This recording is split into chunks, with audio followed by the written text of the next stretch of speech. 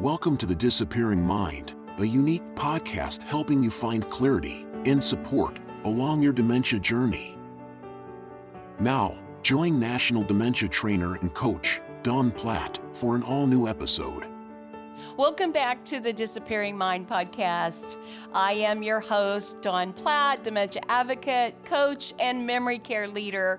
I'm excited to do the second in a series with my guest, who I'll introduce in just a moment. But the Disappearing Mind is a podcast really where we bring real conversations, practical tools, and compassionate perspectives to those navigating the journey of dementia care. That is very important in who we want to support. This podcast exists really for one reason, and that is to support those of you walking through this journey of cognitive change. Whether you're living it yourself, whether you are loving someone through it, or working on a brain healthy lifestyle yourself. These are all important, and we try and have guests that are going to influence that. And I believe today's guest is that person.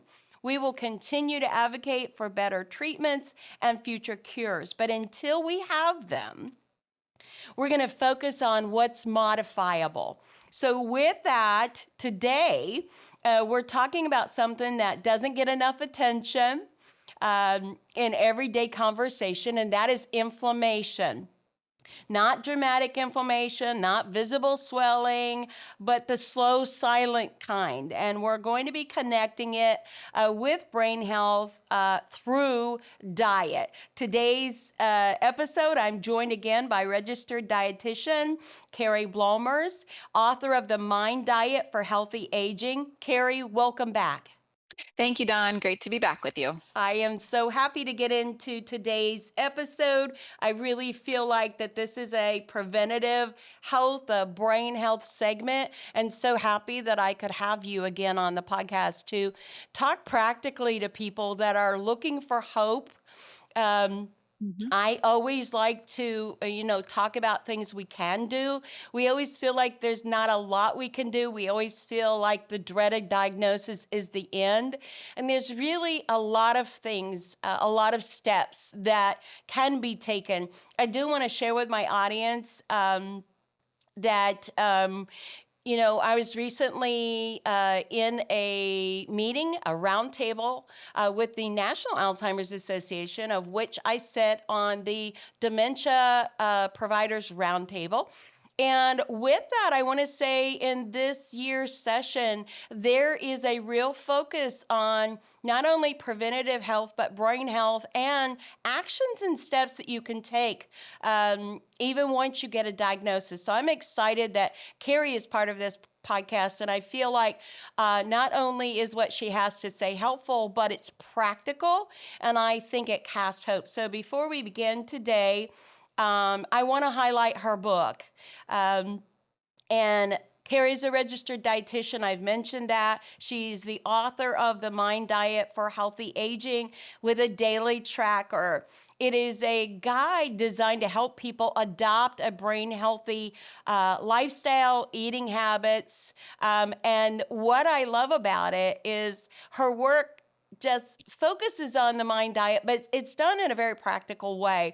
It's the kind of book I read through very quickly, but I will pick up again and again because it's a reference. It's very practical with the tracker there, and she really emphasizes a practical, everyday nutritional approach with strategies and tools. I love the fact that she recognizes that we're not perfect, and that we're not going to be 100%. And if we are, that we probably won't stick to it. So she makes these changes easy and very practical. So Carrie, welcome back to the podcast. Thank you. Excited to keep going on this conversation. Absolutely. So again, I want to differentiate because so much is in the media and changes with the food pyramid, and we're hearing so many things. And oftentimes in social media, people talk about a miracle cure or miracle supplement, but you're very practical as a registered dietitian. You base things on nutritional facts, nutritional research. Talk about the difference between you and a nutritionist, not only educationally, but what you offer your clients and patients.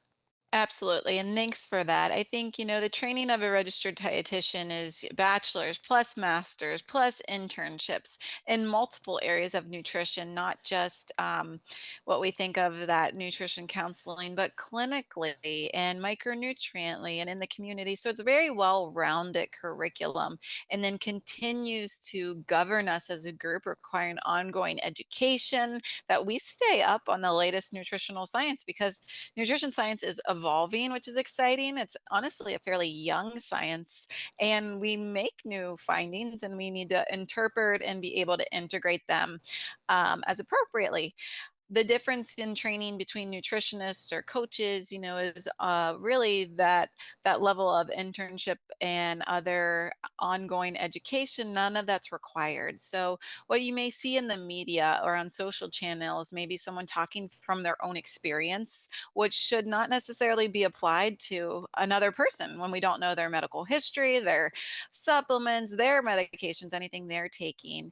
And the other thing really to point out is there's often the leap to do this or take this or this sensational thing that's going to work for you without even starting with some of the basics of nutrition and including our fruits and vegetables and our fiber. And you cannot, let me repeat, you cannot out supplement a poor nutritional diet.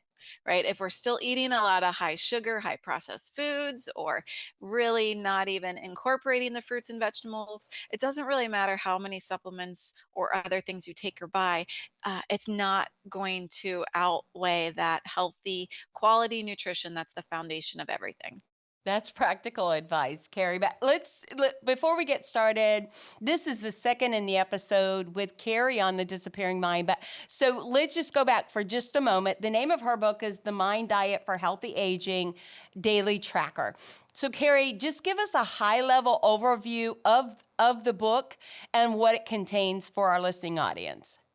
Absolutely. So it gives an introduction to the MIND diet, which the MIND diet is an acronym, and I didn't make it up. It comes from research done outside, and Mediterranean and DASH intervention for neurodegenerative delay is that mouthful.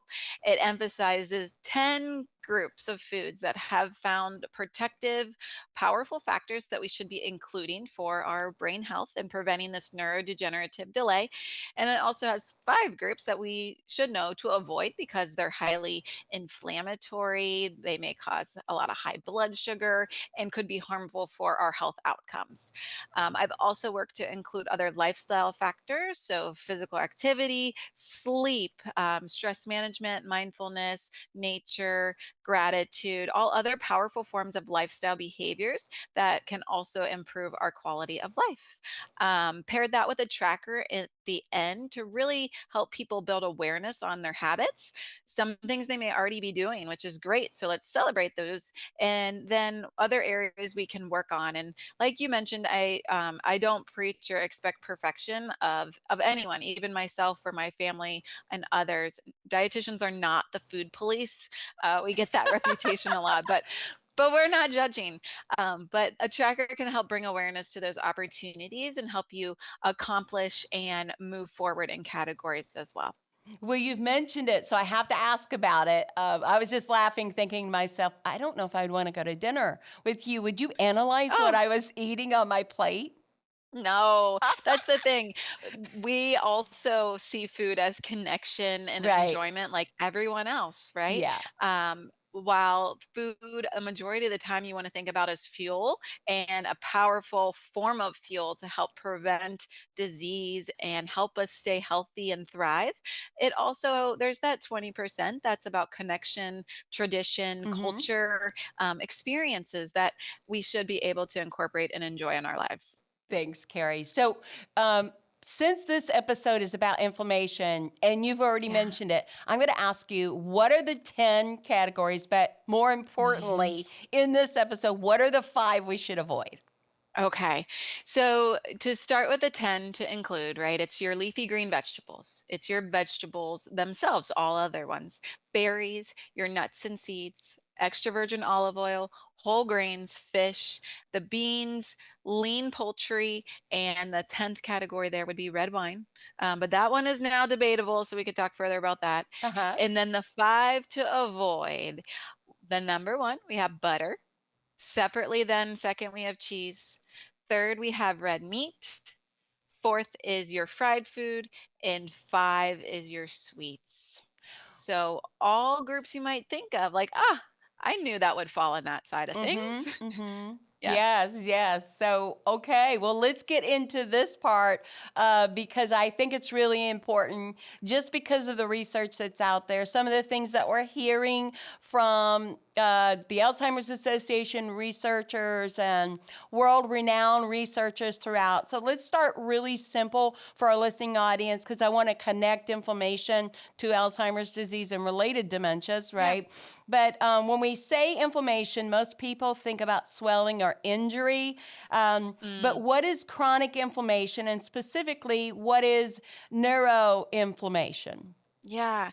Yeah, I think it more of it on a metabolic level, right? Mm-hmm. It's that cellular level that, to your point, we might not feel that as joint achiness or swelling or something that we physically feel.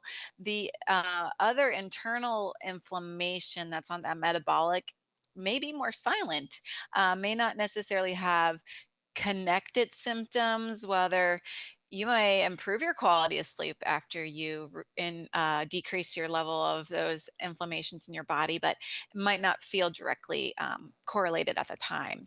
So the inflammation we also can have at the brain level, right, is what you just mentioned. And things like excessive sugars that keep that blood sugar high. And we have other factors like the C-reactive protein and interleukin 6 and inflammatory factors that we now know are circulating and driving this other type of metabolic and brain inflammation in our body. Yeah, so here's what I wrote down in my research that I wanted to read because I thought it was pretty practical. So, chronic inflammation is a low level immune response that doesn't turn off. I think that that's important when we say Hmm. chronic, it doesn't turn off.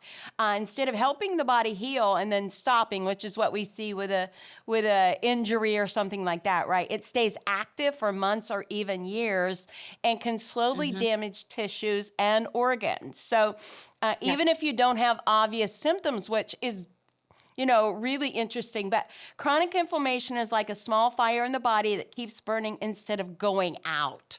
So Yes. that's what researchers are talking about. That's what they're looking at is a contributory factor to ADRD and other neurodegenerative diseases. So Hmm. when it talks about neuroinflammation, right, it's something happening in the brain, Hmm. Carrie. And so when it occurs in the brain's immune cells and they stay active too long, we see in the research that it says neuroinflammation is when that slow burning fire is happening inside the brain, which I found very Hmm. interesting and very telling. And in my years, in the industry, and really working with people and reading this research, you hear off and on about diet, but Carrie, your book is really about that. So how does Hmm. diet Yeah. influence this kind of inflammatory health? Yeah. So we have food groups like the ones listed that to limit that really can drive inflammation from that free radical level. Free radicals are the harmful byproducts in the body. And then we have the other side of the hand, which is the antioxidants. And those are the scavengers, like in a good way. They're like our superheroes, is what I tell my kids, that go eat up all the free radicals, right? They go Mm-hmm. find them and help consume them to decrease that environmental load that could increase that systemic internal inflammation. So those groups that were listed to limit, that butter, cheese, the red meat, fried foods, the sweets, those drive free radicals in our body.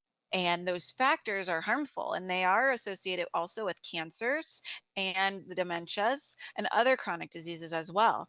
So we want to minimize those. We want to introduce less of those into our body. And then on the other hand, we want to make sure we have plenty of the superheroes, right? The ones that are fighting for us from those plant type foods, specifically antioxidants. I love to think and tout the berry group here. They Mm-hmm. are some of those most powerful antioxidants, all of them, those deep pigments, blueberries, blackberries, strawberries, raspberries.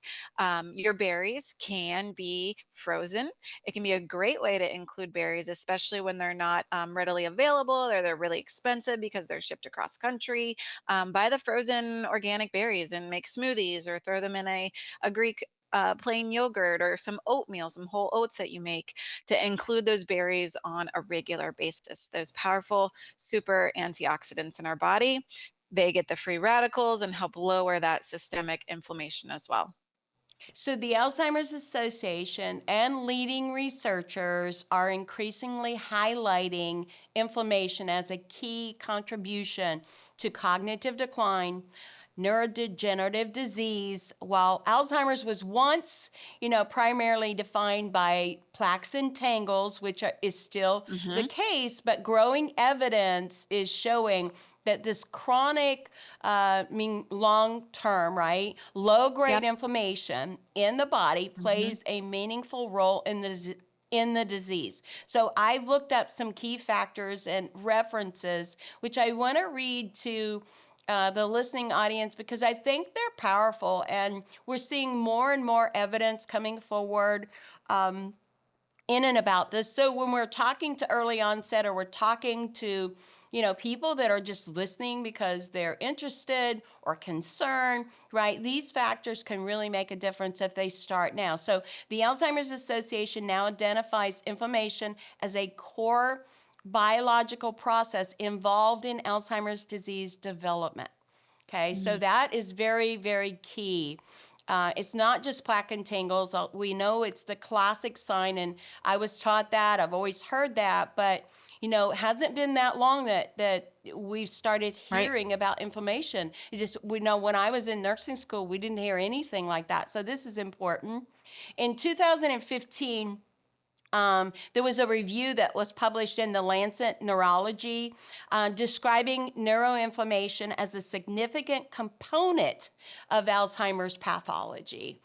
And then also published in Neurology, found that elevated inflammatory markers were associated with faster cognitive decline in individuals with Alzheimer's disease. And I want to say there that having cared for thousands of patients, residents, guests, and even a family member, I have noticed an increased cognitive decline based on diet, increased carbohydrates, and infection. When we think of infection, we think of inflammation in the body, and we've seen that. I mean, historically, when someone in a memory care neighborhood is having increased or sudden change in cognition, we always look for infection. I mean, that's the first thing that we look at. So I want to relate this to our audience so that they can understand it. But this was one that I wanted to write in light of your book, and that is the original Mind Diet study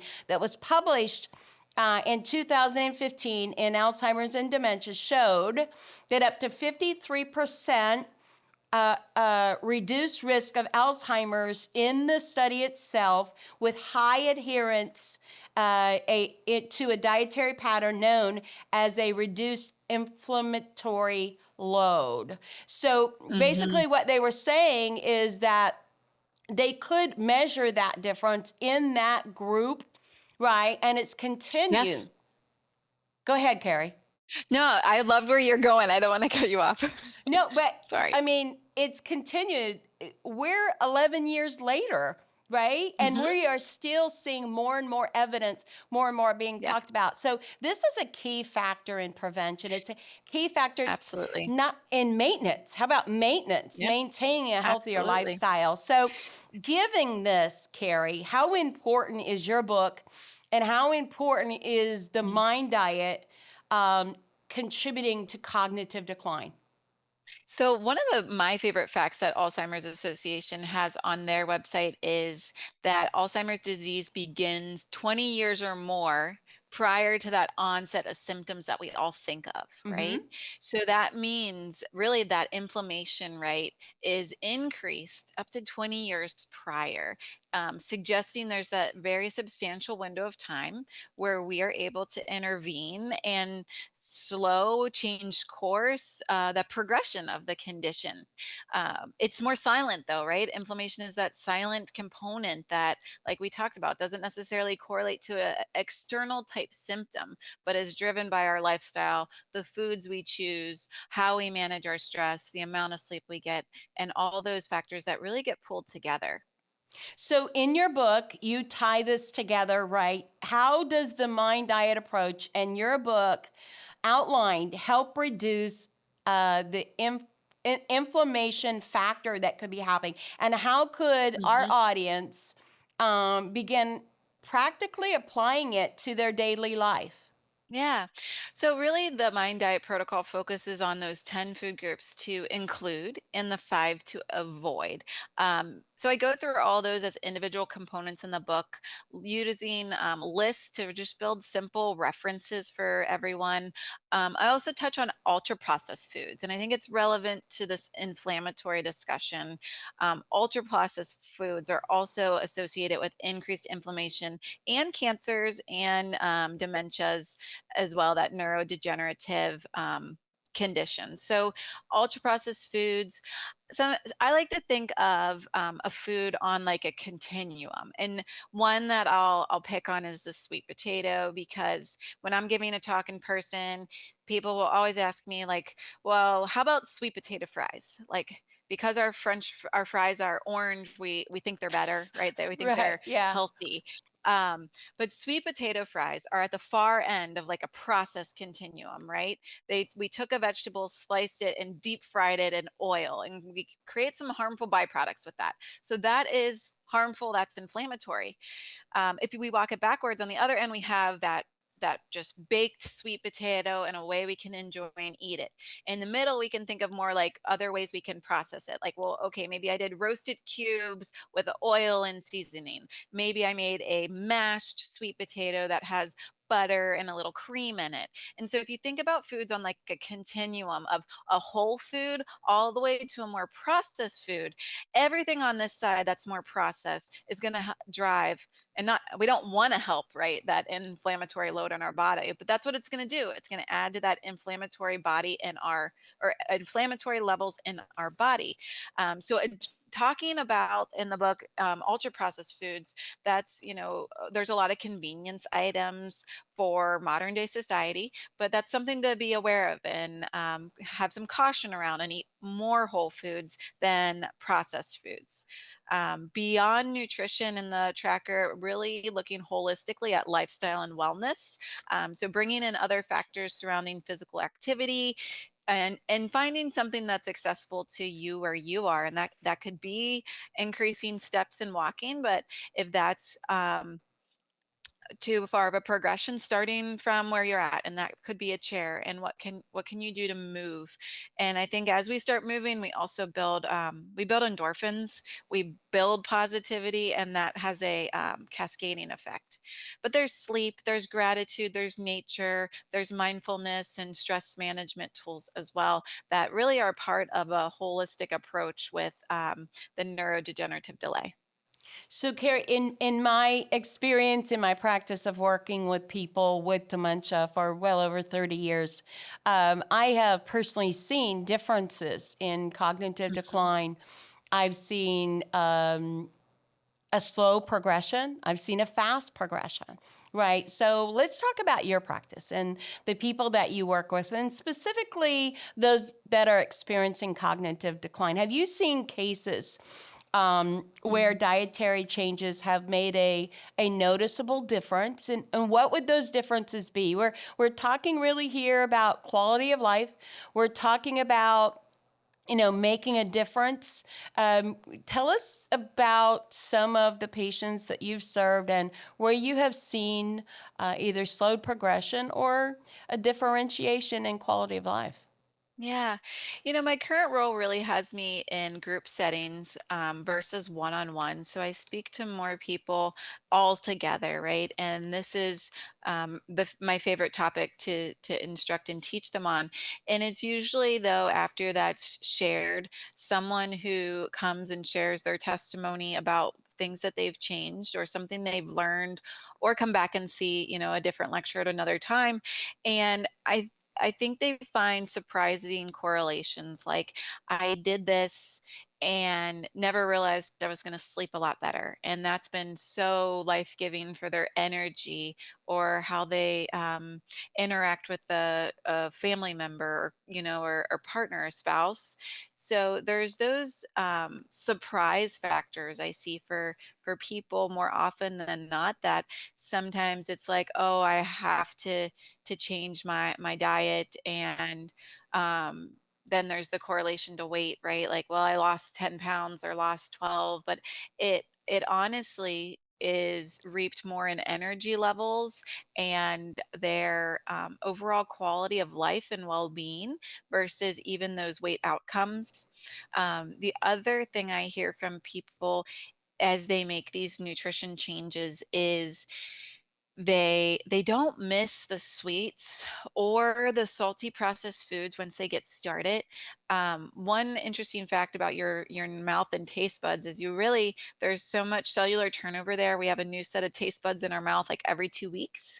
And so they adjust and they recalibrate to these different levels of sweetness. And they don't need that big of a hit anymore to have some really enjoyment factor from more fresh fruit versus sugary beverages or sweets or treats. So ultimately, I think to summarize what I'm saying is, as people make changes, they get uh, quicker quicker benefits and results in energy, how they feel, and they find the changes sustainable too, from recalibrating their preferences and enjoyment of these good, healthy whole foods. Well, Carrie, you just explained something I never really understood, but now that I'm thinking about it, that is absolutely true. So thank you for shedding light on that. I want to address some very practical questions that I think will benefit the audience and maybe they never really thought about. So here we go. Okay. How can understanding inflammation and nutrition empower caregivers? So let's talk Yeah. about those caring for people with dementia who often feel like they have very little control over the disease itself. Absolutely. I think nutrition's one of those things. It's food, and we have to eat every day. Most of us eat 3 meals a day and a few snacks.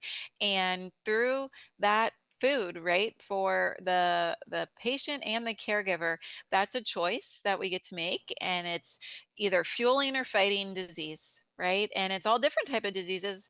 Really, our focus here, neurodegeneration, but it's also anti-cancer, cancer preventative as well. So having that as a tool for a caregiver for their own personal well-being and self-care, and for that patient, right? That hope for delaying that progression or maintaining the current quality of life and state, so powerful. And in my book and in my work and educating others, it's really not to make this complex for people, right?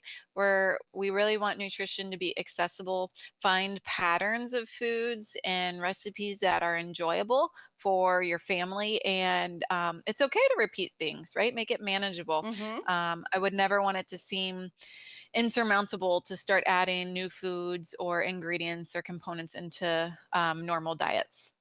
So, how can a stabilized blood sugar impact mood, energy, or behavioral fluctuations with someone with dementia? Oh, wow. That's a loaded question, I but think know. about, well, first I'm going to say, let's think about a unstable blood sugar, Okay. right? And I usually picture a roller coaster. So your blood sugar going to the tippy tippy top of that hill, right? After you've had, maybe it's like soda or a very sweet breakfast. And the standard American diet is loaded with carbohydrates and sweet factors, whether it's, the pancake breakfast and waffles or sugar cereals, right? So you get all the way to the top, and then your body we have to absorb that and get it out of our bloodstream. So we either send it to storage, or you have that higher level of circulating glucose, and it drops down, right? And it drops down fast. And that swing, like, if you can all picture yourself on a roller coaster at one point in your life, yes, it's thrilling, but your stomach can drop out and all those feelings. And that crash down is where we have those extremes. We have a change in energy. We have, some people get the whole extremes of shakiness, right? And even sweats, like blood sugar control can take you all over the place. So riding a roller coaster all day long, that is, while thrilling, and you think of all that amusement park land and what that means, it's also exhausting. So it will deplete energy levels. So what we really need to do is work on balancing that blood sugar with those meals and our snacks through whole foods, high in fiber, good sources of protein, plant-based proteins as well, healthy fats. We have like our extra virgin olive oil, we have our avocado, and including these real whole foods, they're going to help keep a nice stable blood sugar that gently waves. So we don't have the extreme changes in energy, sleepiness, or mood. Mood and blood sugar greatly correlated as well. Caregivers are often overwhelmed. They have so much on their plate and their day might be unpredictable. Mhm. So, for that caregiver that may be overwhelmed, that may feel like this is impossible, where should they start? Mm.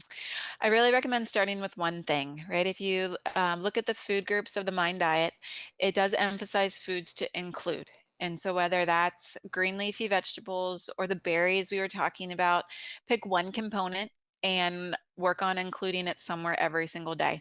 I would not make 10 changes at once either. We are all human and we have our routines. So, making one change at a time and working that and get comfortable there, then continuing to make another change or include a new food is going to be much more sustainable than trying to change all 10 things at one time. And that would feel really stressful. So have some berries, right? Buy the frozen berries this week and throw them into foods that you already have. Buy the fresh strawberries if they're in season. So pick one area and work on including that group to have those protective factors. So, Carrie, what I really appreciate about this conversation is its balance. So, we're not talking about miracle Mhm. cures. We're not Mm-mm. talking about a diet that's going to totally reverse your disease, but we're talking about influence, lowering the inflammatory burden, and protecting neurons, brain Yeah. cells, as best we can. But what you're saying and what your book says is that small, consistent choices compound over time. So I have Yep. one last question before we close this segment. It's been so good and I can't even wait to do the next one. But if a caregiver is listening today and feels overwhelmed, what is one simple manageable step they could take? And I know you've hit on this, right? But this week to support brain health, either for themselves or others. So on the podcast, I like to talk about what you can do for your loved one. But let's face it, if the caregiver, and you referenced your mother in an earlier Mhm. segment, is not well, not taking care of themselves, who's going to care for the person who has Yeah. dementia? So let's wrap up with that practicality of your book, maybe where you would reference me to go to in your book, or Mm. how would you want me to use the tracker to practically get started? Oh, that's a loaded question.